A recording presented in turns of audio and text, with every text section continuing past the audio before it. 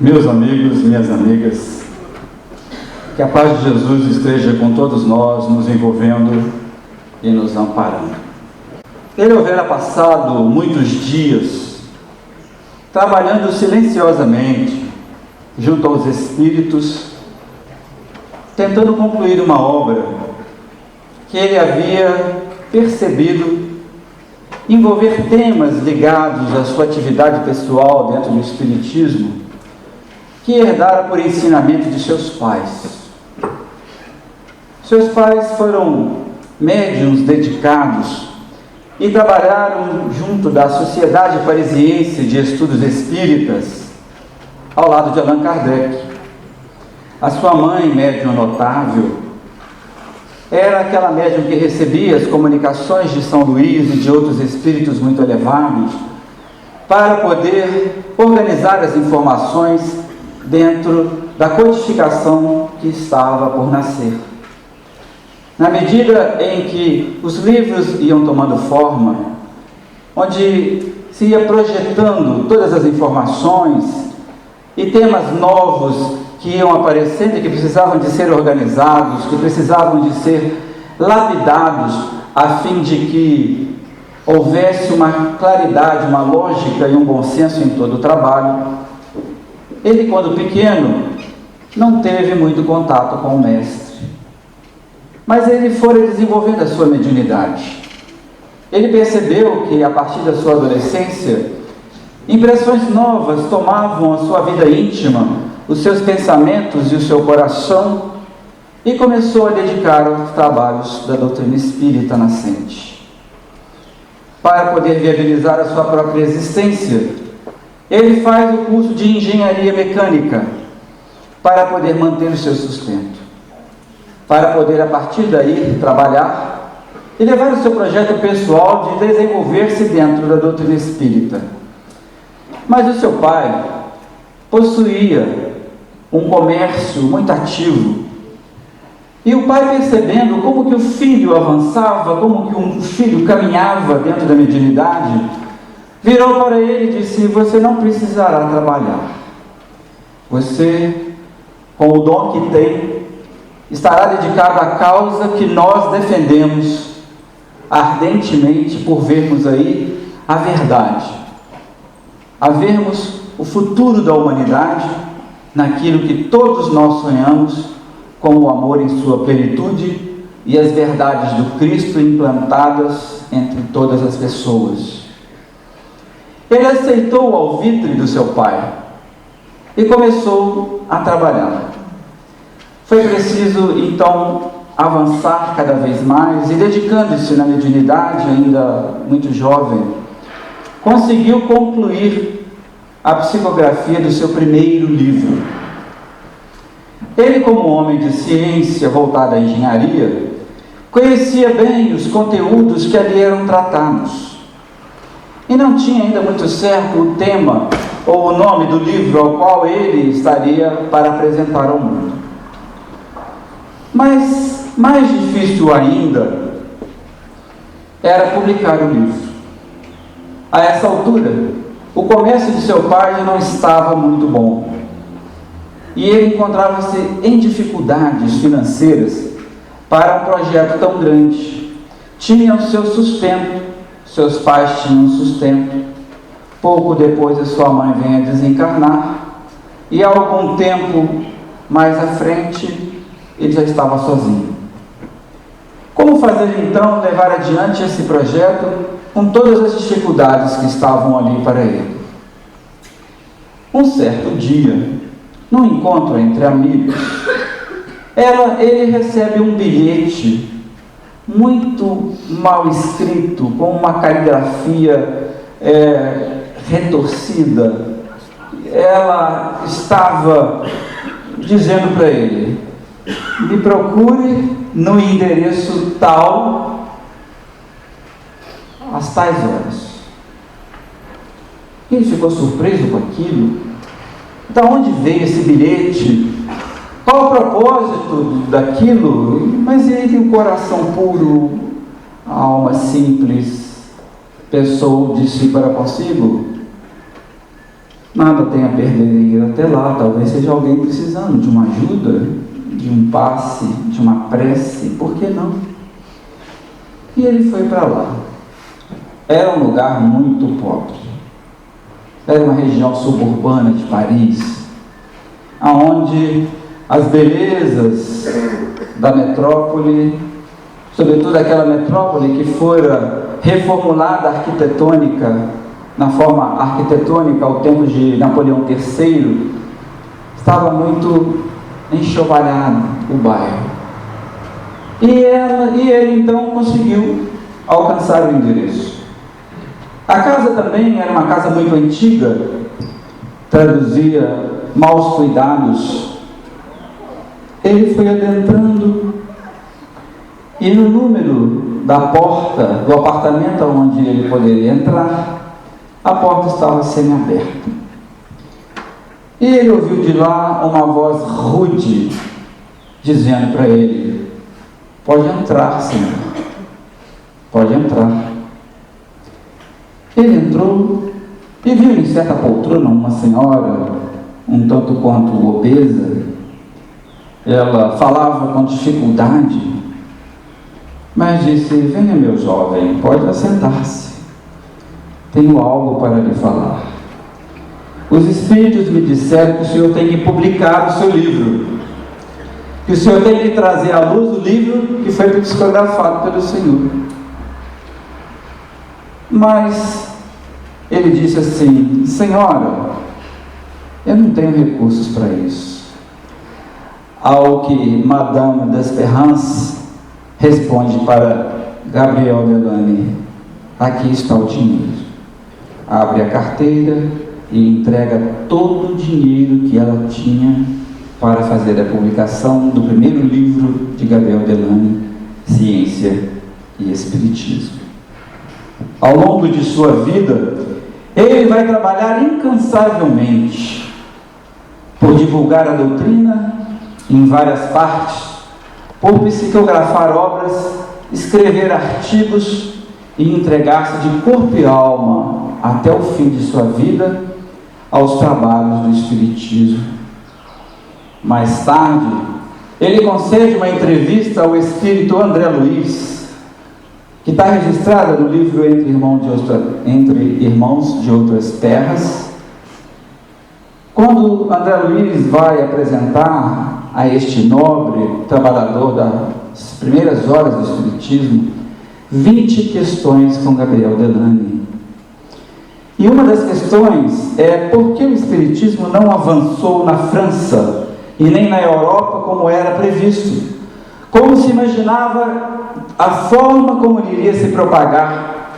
Desde a invasão organizada, iniciada em 31 de março de 1848, até o trabalho final em 31 de março de 1869, com a desencarnação de Allan Kardec, imaginava-se que aquele pensamento que influenciou todas as filosofias da subjetividade, que daria início à psicologia da subjetividade, com Freud e todos os seus seguidores, e os pensadores, os filósofos da subjetividade, como Schopenhauer, Nietzsche e tantos outros, William James nos Estados Unidos, que trataram da questão da subjetividade de uma maneira mais profunda, mais intensa. Todo o trabalho de espiritualismo do século XIX foi decisivo para desembocar os pensamentos mais avançados, inclusive da física, com a física da relatividade de Albert Einstein, em 1905, e nos artigos de 1915, quando ele apresenta ao mundo as teses da teoria da relatividade geral. Tudo isso foi fruto da influência dos pensamentos subjetivos, da subjetividade, que surgiram com o Espiritismo, que surgiram com a nova teosofia junto a Madame Blavatsky, com a apresentação do conhecimento dos pensamentos dos filósofos espiritualistas ligados às tradições ocultistas, como Eliphas Levi no Tratado de Ritual de Alta Magia, o Grande Arcano. Ou seja, tudo isso que fora colocado no momento exato espiritualidade superior, rapidamente no século XX, vem a desaparecer. Aonde tudo isso foi parar? Pergunta André Luiz, por que não propagou?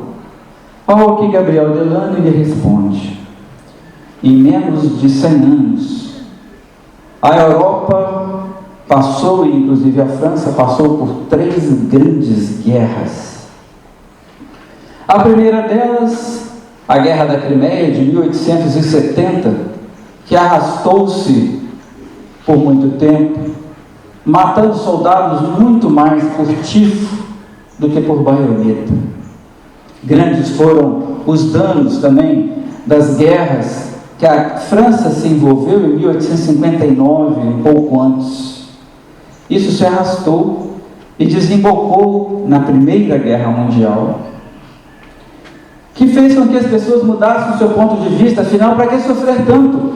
Vamos gozar o hoje, vamos gozar o agora. É onde aparecem as filosofistas nihilistas dizendo que Deus não existe. Afinal de contas, a medicina no finalzinho do século XIX abria as pessoas e perguntava nos seus estudos anatômicos, nas suas autópsias, onde está a alma? E não havia nada. Assim, começou a aprofundar as ideias materialistas, cada vez mais as pessoas, e a necessidade de ver-se livre das angústias que a guerra traz, das desorganizações sociais e familiares. Começa a chamada Belle Époque. A Belle Époque, dos anos 20 do século passado, se caracterizou por uma libertação, se caracterizou por uma ampliação da sensualidade em todos os pontos. A humanidade queria esquecer um pouco os dramas dessa terrível guerra, que não foi pequena em nada. Fala-se muito da Segunda Guerra Mundial, mas a Primeira Guerra Mundial foi de uma abjeção absurda e absolutamente selvagem. Mas a Primeira Guerra Mundial deixou marcas, deixou vínculos profundos na alma da Europa e preparou, inegavelmente, a partir do Tratado de Versalhes, já estava pronto os próximos passos para a Segunda Guerra Mundial. E a Segunda Guerra Mundial começou sorrateiramente entre as ideias ultranacionalistas, que não estava apenas na Alemanha, estava entre todos os países. E em meio a esses países tinha um jovem austríaco de ascendência judaica, mas de origem germânica, que nasceu na região do Tirol, na Áustria, numa fronteira próxima à Alemanha, que tinha ali na sua vida sem rumo, sem destino, onde o desemprego campeava e milhares de pessoas vagabundeavam pelas ruas, sem ter rumo, sem ter nada. Isso dava vazão às ideias socialistas, seja aquelas de Marx e Engels e outros, como Rosa Luxemburgo, também na Alemanha, fazendo com que as ideias se tornassem cada vez mais endurecidas e radicais. Era preciso tomar uma atitude, era preciso uma mudança. E esse jovem, de nome incerto e de origem que não deixou marcas muito claras, mas por parte da sua mãe, essas dúvidas permaneceram, e o seu pai tornou-se conhecido, e porque também os nomes não eram registrados de uma maneira muito certa, quando ele começa a guardar em si tudo aquilo que precisava de ser feito com a humanidade: a eugenia, a extinção de pessoas em massa, para poder purificar a humanidade. Quando tem oportunidade, ele faz o seu primeiro movimento em 1930 e não obtém sucesso. É preso e escreve o livro Minha Luta. Ali ele delineou tudo aquilo que seria feito durante o seu poder. Colocado ali ao poder em 1933, por conta de uma indefinição política, o Marechal Hindenburg, que era o chanceler da Alemanha, o conduz à chancelaria, e dali para frente, todos nós sabemos o que sucedeu até a sua desencarnação em maio de 1945. Era o primeiro movimento de expurgo, de expulsão de espíritos endurecidos aqui no planeta. O que é curioso é que no seio desse movimento havia uma entidade ou um grupo chamado Tule, que se dedicava às atividades mediúnicas. Ali, pode-se afirmar com toda segurança, a partir de um trabalho de Hermínio Miranda, publicado no Reformador em 1974, que o médium do anticristo ali se manifestava para poder tentar subverter a ordem que o Cristo havia determinado de amor e luz para todos nós. Então nós vemos aqui duas situações em que a humanidade se depara. Uma mediunidade iluminada, gloriosa como a de Gabriel Delame, e uma mediunidade atormentada e desesperada nas suas ilusões, que era o grupo Tule, o grupo místico, esotérico, que resgatava os conhecimentos do mundo celta de uma forma deturpada para que levasse o poder adiante através das forças espirituais. Nós vemos aí o embate de duas forças espirituais agindo na coletividade humana. As forças espirituais estão ao nosso lado o tempo todo. Não é em vão que as questões 458 do Livro dos Espíritos, 459, 460 e 461 falam da influência dos espíritos em nossa vida.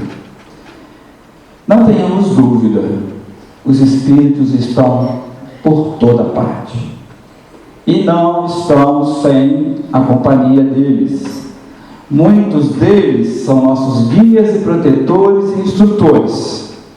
Outros são nossos obsessores, que ficam interferindo em nossos interesses pessoais, ou nos provocando dor moral, atacando aqueles a quem a gente ama. Mas existem também aqueles que são nossos sócios, porque gostamos de tê-los juntos das coisas materiais e mundanas que gostamos de fazer. A par dessa condição, coloca-se para nós então o seguinte: sabemos que temos livre-arbítrio. Se há fatalidade em nossa existência, é a da morte do corpo físico. Cessada a atividade orgânica, o espírito se desprende célula a célula na desencarnação. O corpo vai à extinção, seja pela cremação ou pela decomposição, e o fluido vital que liga o perispírito ao corpo para dar atividade vital ao corpo volta à massa, volta ao ambiente do fluido cósmico universal. Mas se essa fatalidade é ineludível para nós durante a vida, e as outras coisas que acontecem com a gente? Onde está o meu livre-arbítrio? No móvel das ações humanas, voltando aí ao Livro dos Espíritos, nós vamos encontrar que o nosso livre-arbítrio central, real, é aquele da vida espiritual. Nós demarcamos aquilo que vamos passar aqui na Terra. A nossa vida nada mais é, com licença da imagem, um grande vestibular, onde prestamos provas para vários temas dentro da nossa vida. Encontramos dificuldades de toda a ordem, mas nós pedimos. Mas os Espíritos dizem: uma telha caiu na sua cabeça. Você programou que a telha ia cair na sua cabeça naquele dia? Não. Você programou que teria um acidente no crânio e teria repercussões encefálicas, neurológicas e outros, ou motores. E isso está programado, mas são as circunstâncias que vão dizer como os fatos vão acontecer. E quando os fatos acontecem, nós, pessoas, ficamos muito ligados ao fato. Quando temos a oportunidade de dialogar com aqueles que sofreram traumas, que sofreram algumas situações muito difíceis, a pessoa fica acalentando aquele momento com detalhes de segundos, mas aí chegou, e aí aconteceu, aí o carro virou, porque chegou na ribanceira, depois capotou, eu vi aquela agitação toda, eu cheguei lá embaixo, mas eu estava vivo, graças a Deus, não morri por causa disso. Isso que eu estou falando é porque eu vivi isso. Então, a gente passa por aquilo, se quiser ficar dando importância a isso, dá importância. Se eu quiser culpar o meu pai que estava na direção, porque houve um problema lá e o carro rolou, ribanceira, um monte, para chegar inteiro lá embaixo, reclamar de quê? Mas é porque foi horrível, eu fiquei com medo, fiquei com pânico, mas para que eu vou entrar nisso? Não preciso de fazer isso. Mas não foi bom, mas talvez tenha sido necessário. E é essa necessidade que a gente tem que estar atento. Porque o mundo superior, segundo nos ensinos espíritos, instrutores da codificação e das explicações em cima da codificação, às vezes a gente pensa assim, será que Deus me dá mais um tempo aqui para viver? Será que eu já vou morrer? Não, morrer vai, esquece essa pergunta. Se é daqui a 1 segundo, daqui a 10 anos, não sei, mas vai. E eu peço, se eu for, vocês rezem para mim por caridade, não deixa de fazer prece não, vou precisar muito. Liberado desse problema, vamos dizer, esse desafio lógico, a pergunta é quando? Quando que vai ser? Ainda ontem, conversando com um amigo, ele tem 20 anos que tem um câncer. 20 anos. Começou com o estômago, teve que retirar o estômago, fez ligação direta. Ao cabo de 20 anos, e ele se tratando, acompanhando, ao cabo de 20 anos, aparece no estômago, no intestino. Aí faz metástase para o fígado. Aí começa a aparecer um pouquinho no pulmão. Aí ele veio conversar. Vamos conversar. Como é que é essa história? Como é que foi isso? Aí ele foi falando. Mas você sabe, Vans, eu não quero partir agora não. Sempre nessa hora a gente quer negociar, né? É a chamada fase, segundo Elizabeth Kubler-Ross, é a terceira fase, né? A primeira é a negação, depois a raiva, depois a negociação ou barganha, depois você entra em depressão, no fim você entra na aceitação, que é a quinta fase. Isso está no livro sobre a morte e morrer, Elizabeth Kubler-Ross, que mais à frente da sua vida escreverá um livro sobre a vida e o viver. Foi o último livro que ela escreveu, que ela sofreu um acidente de carro e ela percebeu que quando você é bem sucedido diante da instância da morte, você vai pensar na vida. Então, aí ela reformulou, mas a turma ainda está ligada a esse primeiro livro, porque é realmente fantástica a leitura psicológica, a sagacidade daquilo que ela percebeu nos estudos que ela fez sobre tanatologia, estudo da morte, nos anos 60, lá nos Estados Unidos. Então ele falou assim, eu gostaria de fazer o bem, aumentar muito, eu sempre fui dedicado, sempre fui falando, abrindo o coração. E falou assim, será que isso tem vaidade? Sabe que querer fazer o bem tem vaidade? Em nós? Eu quero fazer o bem. Eu preciso sentir que estou fazendo o bem. Será que tem vaidade aí? Eu falei, o livro dos Espíritos nos diz o seguinte, uma pergunta exatamente como nesse sentido aí que você fez, que Kardec fez dos Espíritos.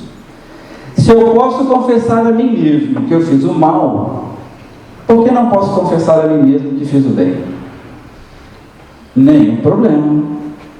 Mas eles acrescentam um condicionante, o famoso entretanto, portanto, todavia, contudo, desde que você não se envaideça do bem que fez.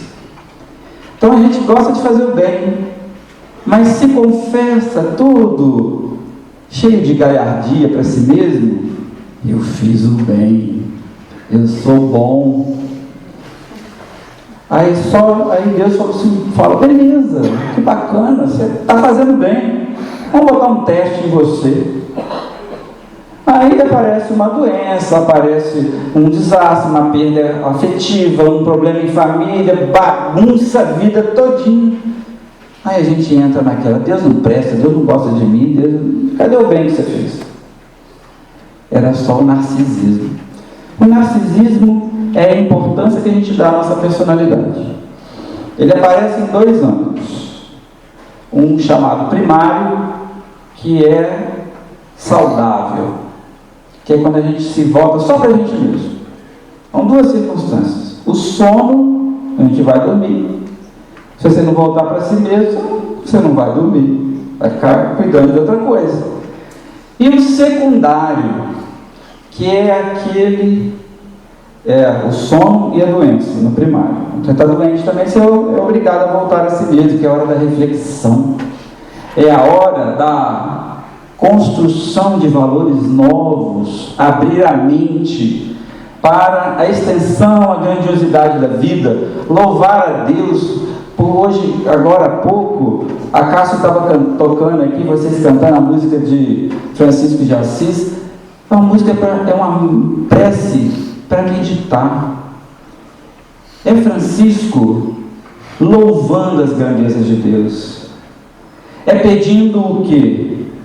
Algo a mais para si? Não. Para que ele tenha luz, a luz divina, nos aspectos da vida.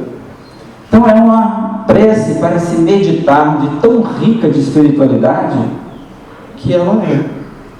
Mas já o narcisismo secundário é a importância que a gente dá à nossa personalidade. Quanto maior for essa importância que o orgulho abastece, maior a dificuldade do perdão. E conversando com o meu amigo, com os seus problemas de saúde, conseguimos chegar nesse ponto. A quantidade de rancor e mágoa na sua alma, dentro do que ele sofreu, e até de uma certa forma ele teria razão, porque sofreu muita violência quando criança. Muita violência.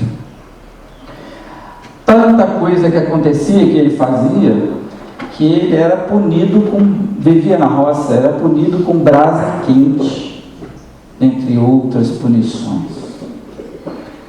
Até ele desconstruir isso, ele não conseguiu. Ele conseguiu avançar muito, mas esse núcleo familiar ficou muito duro. Eu virei para ele assim, meu amigo, posso ser duro com você?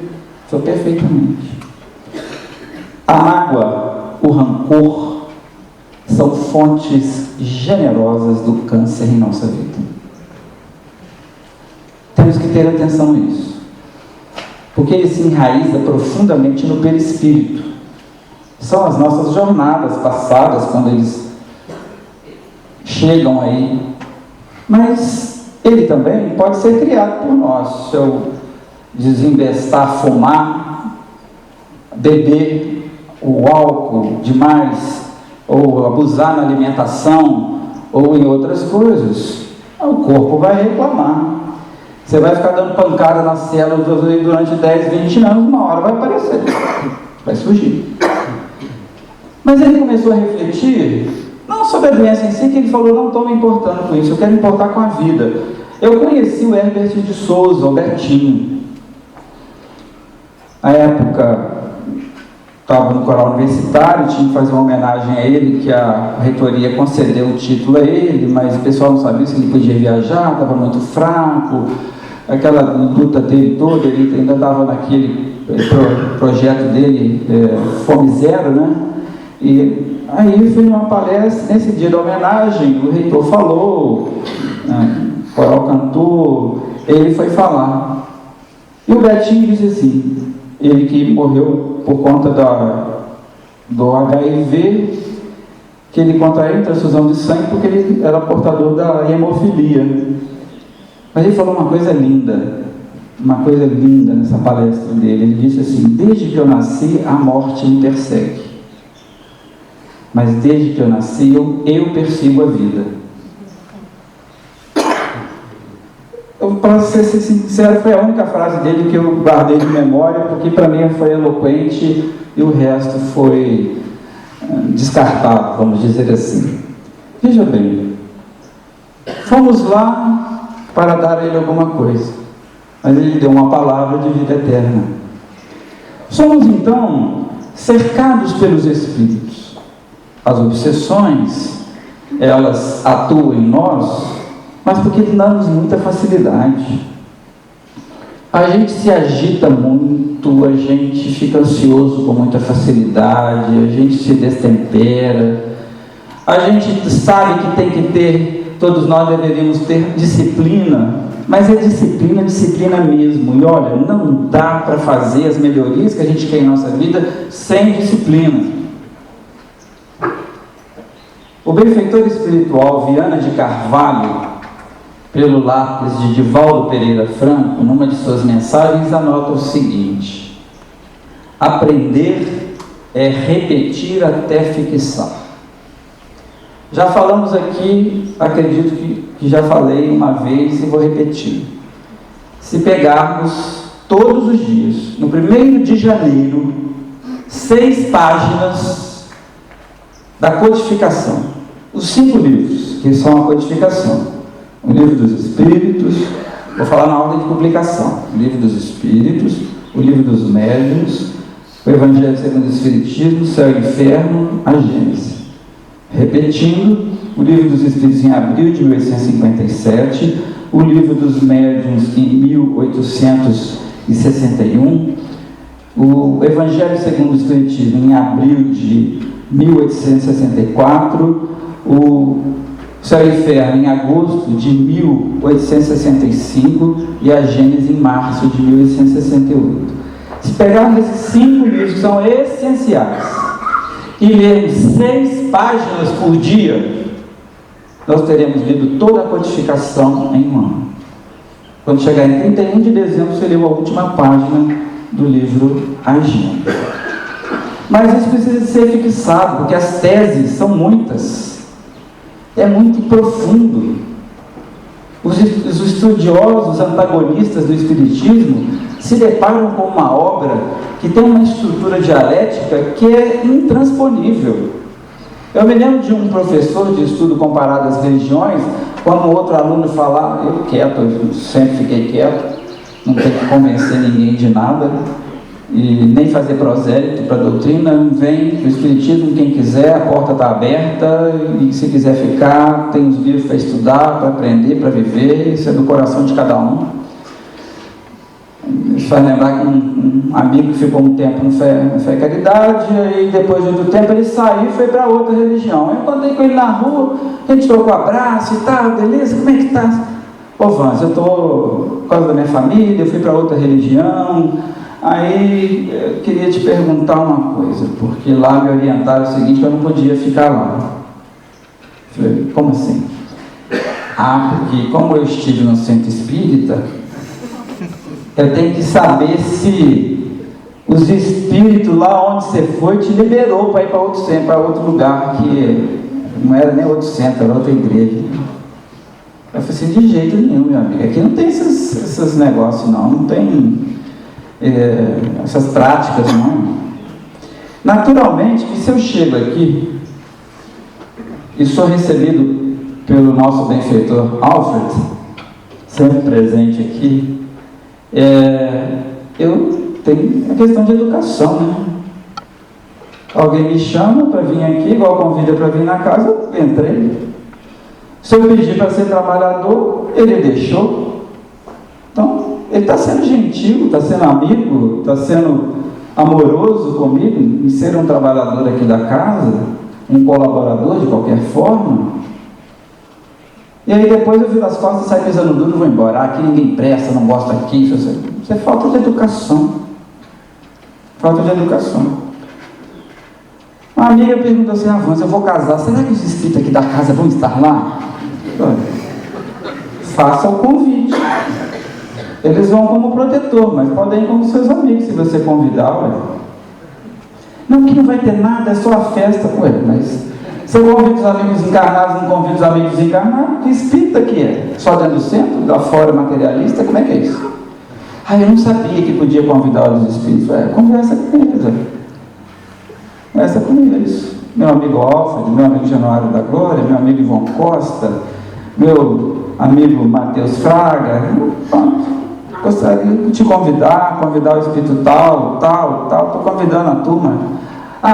Vou falar os nomes, mas vou convidar essa longe toda que trabalha na Capode, o pessoal vai estar lá. Índio, Preto Velho, Caboclo, Oriental, para todo mundo. Pessoal, amor, é amor. Que diferença que faz? Então eu agrego valores novos à vida, percebendo como que o mundo espiritual atua à minha volta. Iniciei falando de Gabriel Delano. Depois eu passei por esse indivíduo atormentado que trouxe a Segunda Guerra Mundial dentro da Alemanha. Entrei nos fatos comuns da vida. A vida espiritual está toda à nossa volta. Existe uma espiritualidade que nasce de nós, pelo bem que produzimos, pelo amor que levamos a todos, pela alegria que dividimos, pelo conforto que nós podemos colocar às pessoas.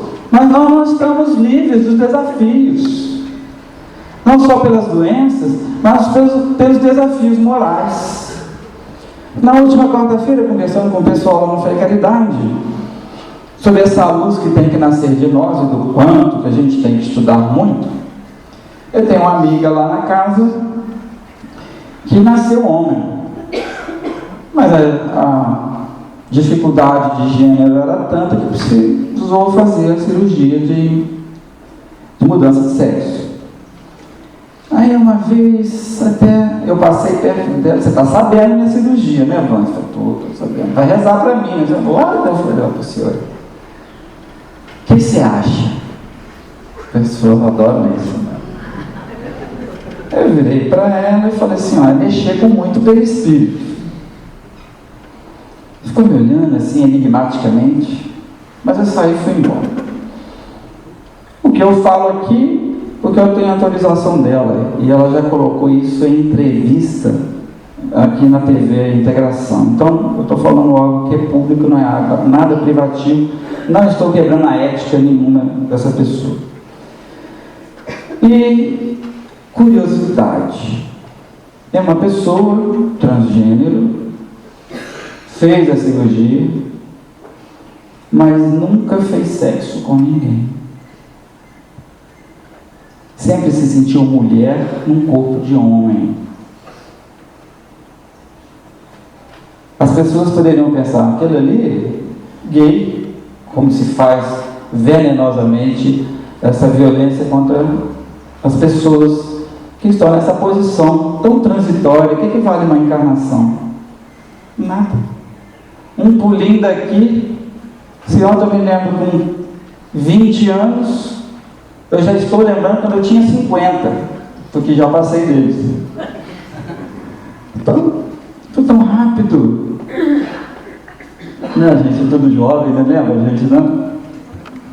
Nos movimentos, nos trabalhos, indo vinda, os filhos chegando, né, Mônica? Cara, como é que tá as lutas e tal? E hoje eles já estão crescidos, já estão se encaminhando. Eu sempre digo para meus meninos: ó, eu vou ficar velhinho, vocês vão cuidar de mim. Eu vou ficar babando, vou ficar em cima da cama, precisando de fralda, vocês têm que cuidar, porque eu troquei muita fralda de vocês ficam aí, atento aí. Te fala isso amorosamente. Mas veja bem, quanta coisa. Aí vamos olhar o seguinte: quanto de riqueza Deus deu para nós ao longo dessa vida. Por quantas coisas nós já passamos, por quantas dores, incertezas, medos, e passamos. O tempo está vencendo. Porque se não for a experiência, veja bem como Jesus saiu do corpo, uma violência extrema. Todo ano, uma vez no ano, eu assisto o filme do Mel Gibson sobre a Paixão de Cristo. Preciso entender aquela visão da igreja cristã ortodoxa, porque ele é um cristão ortodoxo, e traduziu a paixão do Cristo nesse filme. é duro de assistir. Mas vai chegando a Semana Santa, os meninos falam, você já vai colocar o filme, né? Que coisa, pai, o senhor gosta de sofrer? O senhor até chora com o filme. Eu falo, não, meus filhos, eu não posso esquecer que eu não sou nada, e que o Senhor do mundo estava ali entre todos, e olha o que fizeram com ele. Eu não posso ter a pretensão de querer coisa igual a essa, porque eu não sou nada, nem isso, como diz o apóstolo Pedro, não posso ser crucificado como foi o Senhor. Só ele teve essa condição. Eu só posso ser crucificado se for de cabeça para baixo. Como a morte dele foi mesmo um dia que Paulo de Tarso, que foi decapitado, ele morreu pregado na cruz de cabeça para baixo, numa região de Roma que naquele tempo se chamava os Pântanos do Vaticano, onde foi erguida a basílica. Era uma região de pântanos. Se isso era uma profecia, eu não sei, mas é muito significativo e simbólico até. Veja bem que todos nós, envolvidos pelos Espíritos, buscamos ter boas e más companhias. Se temos pensamentos ruins, sentimentos ruins, espíritos infelizes estarão ao nosso lado. E vampirizando o nosso fluido vital e transitando o fluido vital, não o fluido deles, com uma certa vitalidade, vamos dizer assim, porque a urina de vampirização vai implantando doença em nós.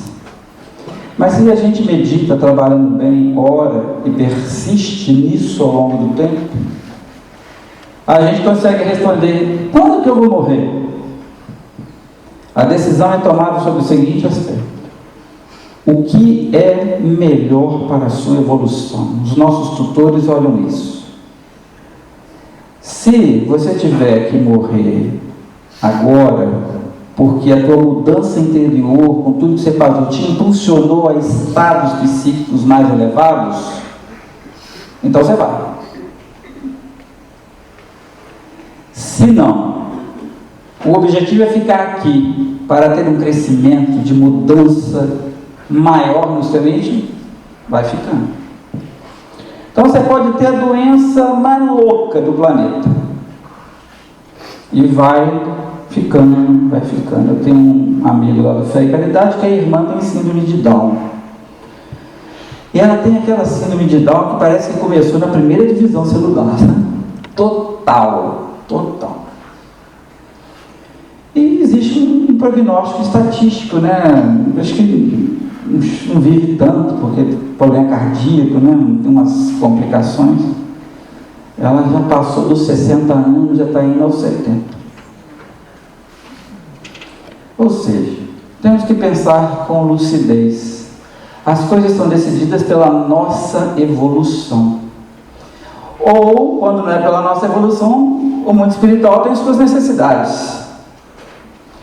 Tanto que o alto mandou tirar do corpo o benfeitor Ivon Costa, com 35 anos de idade, porque ele tinha que fazer um trabalho lá no mundo espiritual. Precisavam dele para fazer uma tarefa lá dentro do mundo espiritual, comandar um trabalho, não sei o quê. Então, tiraram esse trabalhador espírita, gaúcho, Ivon Costa, estava novo, mas já era alguém com grande desenvolvimento intelectual, trabalhando bem, e bom, eu preciso dele aqui, vem para cá. Tirou do corpo, acabou. Ele nem continuou o que ele tinha para fazer na reencarnação, que é o olhar da evolução. Nem é punição, nem nada, tem que sair. Chegou a hora. Isso vale para um outro grande espírito, prêmio Nobel de Fisiologia, né, de Medicina, em 1925, que é Charles Richer. Ele, aos 85 anos, era a voz da referência no mundo. Todos o procuravam como uma fonte de luz para caminhar na vida. Ele que escrevera o Tratado de Metapsíquica. A turma da mediunidade aí tem que ler esse livro. E que deu de presente para seu amigo Sigmund Freud, que não leu o livro. Ele levou 40 anos para ler o livro. E disse: se eu tivesse lido esse livro quando o Richer me entregou, a psicanálise teria sido completamente diferente. Mas aí já era tarde. para fazer muitas mudanças. E ele guardou a luz com ele. Ou seja, o Cristo um dia pergunta: onde está um dos nossos que integram o grupo de espíritos devotados ao desenvolvimento da ciência no mundo? Isso é colocado dessa forma para a gente porque é a forma que a nossa mente consegue absorver. Algo que o emissário do Cristo, um dos seus ministros, disse: ele encontra-se encarnado, ajudando o planeta no seu desenvolvimento. Hoje é uma voz importante, ajuda, e o ministro foi escrevendo, Charles Richer. O Cristo silenciosamente virou para o seu ministro e falou assim: tire-o do corpo agora e traga-o a mim agora. Manda quem pode, né, gente? De leve, né? De leve. Tire do corpo e traga-o para mim agora. Mas, Senhor, a humanidade precisa... Tá bem. Foram lá, tiraram o Charles Richer do corpo e levaram para o Cristo. Que já não é pouca coisa, convenhamos, né? Não é pouca coisa. E Richer, há muito tempo que você busca as verdades espirituais. Você fez o seu trabalho, mas você não completou a sua fé. Você acreditou, mas em algumas obras você não acreditava. Deixava na incógnita da ciência. Por quê? Richer abaixou a cabeça, ficou pensativo, e Jesus virou para ele: é do meu desejo que a partir de hoje você possa ver o mundo espiritual em toda a sua glória e em toda a sua grandeza. Nesse instante, a visão espiritual de Charles Richer foi aberta e ele pôde ver tudo do mundo espiritual com toda a clareza que nós não vemos quando estamos desencarnados. A gente vê o que está focado, que está no objeto dos nossos interesses. Então, se há que melhorar a vida, melhorar a mediunidade, melhorar nosso dia a dia, é uma coisa que um amigo, um benfeitor espiritual do Fé e Caridade, o Pena Azul, falou para mim. Ele disse assim: para a gente melhorar, a gente tem que se limpar por dentro. Então tem que ser mais humilde, mais simples. Porque eu posso dizer que eu tenho humildade, mas é diferente dizer que eu sou humilde. Porque eu tenho humildade, todo mundo aqui tem. Na hora que precisa, é humilde. Sabe que você podia me ajudar, vai lá com um pires na mão, pedindo um socorro, uma ajuda. A gente fala tão mansinho e tal. Vocês têm humildade. Mas se alguém pisar no seu carro, você explode igual um selvagem. Ele já não tem humildade mais. Agora, como se é humilde, é diferente. Essa posição não muda nunca. A pureza nasce de nós com toda a profundidade. E ela é necessária para alcançar os valores espirituais.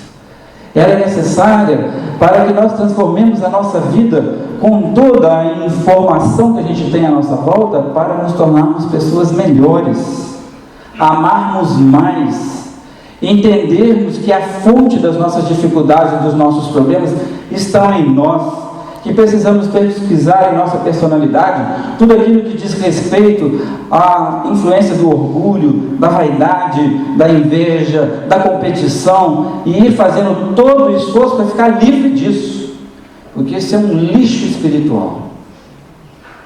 Isso não serve. E buscar as coisas simples, buscar um modo de viver simples, começando pelas coisas materiais. Nós somos muito sofisticados. Tem que ter um monte de sapato, um monte de roupa, um monte de bolsa, um monte disso, tudo. Aí não sabe o que fazer com aquilo fica amontoando, e tem que guardar o que é útil. Se você precisar de 30 sapatos porque eles são úteis para você, tudo bem. Mas 254, como eu conheci de uma senhora jovem, aí também demais. E hoje deve estar o dobro, porque o tempo já passou e continuou comprando. Aí tem uma promoção ali, não posso perder. Homem também adora comprar ferramenta, prego, parafuso, porca, não, o preço estava bom, eu já tenho uma maquita, pego outra, eu tenho uma furadeira, tem que ter mais outra, eu trabalho, seguro, prego, eu vou para fora. Não muda não, só muda o objeto. Isso foi uma ferramenta e outras tantas coisas. Então veja bem, somos nós perante a vida. Se eu quero melhorar minha vida, eu tenho que tornar simples perante a minha vida. Simplificar minha vida, sendo menos sofisticados. Quando alguém diz assim, não, vamos vamos almoçar? Ah, vamos, mas se tiver isso, eu não como isso, não como aquilo, não como não sei o quê, essa cadeira não tem vento demais, isso aqui, não sei o quê, você não consegue, está preso o tempo todo. Veja quantas prisões a gente cria para a gente, com roupa, com modo de falar com pessoas, vê um que não gosta, atravessa a rua, olha só que complicação. Passa do lado e cumprimenta, boa tarde, bom dia, boa noite. Aquela pessoa não gosta de mim, mas isso é um assunto dela com ela, eu é que não posso não gostar dela. Ah, você não sabe lá em casa como é que é. Não sei, mas eu quero saber como você é. Deixemos o amor fluir por nós. Deixemos a bondade fluir por nós.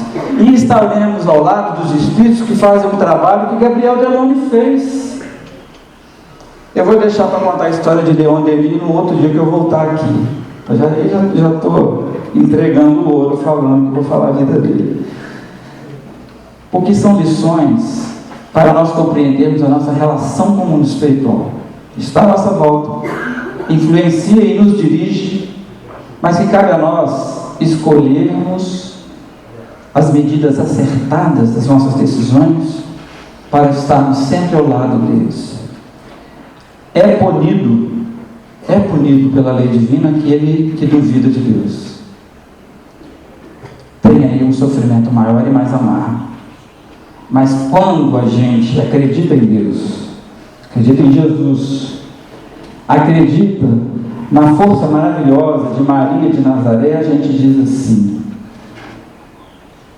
Sagrada Mãe de Cristo, Mãe Sagrada dos réus, dos cativos e dos moribundos, sois por prestígio de maior nomeada a geretriz das eras e dos mundos.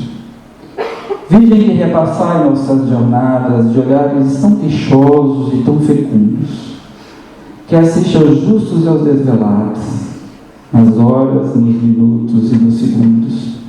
Mãe de todas as mães, Nossa Senhora, dada a fé na essência dos nossos dias, vibre por nós como um clarão de aurora. Mãe de paz, Mãe de amor, Mãe de misericórdia, tende por nossos transvios e heresias.